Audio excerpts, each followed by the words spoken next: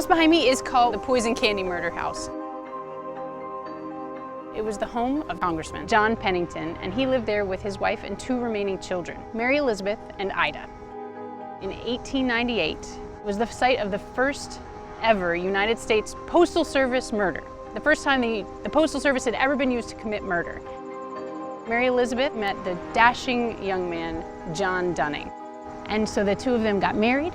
John Dunning was a newspaper reporter. He applied for and got a job in San Francisco. He and Mary Elizabeth moved out to San Francisco. Soon he fell into some of the vices that San Francisco had to offer. Drinking, gambling, and spending a lot of time with women who were not Mary Elizabeth. But it eventually got to the point where she couldn't take it anymore.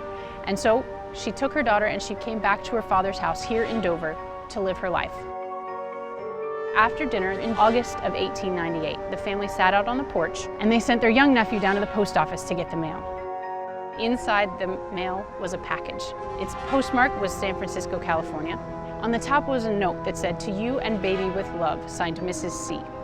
Underneath the note was a lace handkerchief, and underneath the lace handkerchief was a box of chocolate bonbons. She and her sister proceeded to eat almost the entire box themselves. The next day, they were both very sick. The day after that, however, they were both dead. They had both been poisoned by arsenic. Mr. Pennington launched an investigation immediately, hired a detective. First person they wanted to talk to was Mr. John Dunning. He was presented with the evidence, and he knew exactly who it was.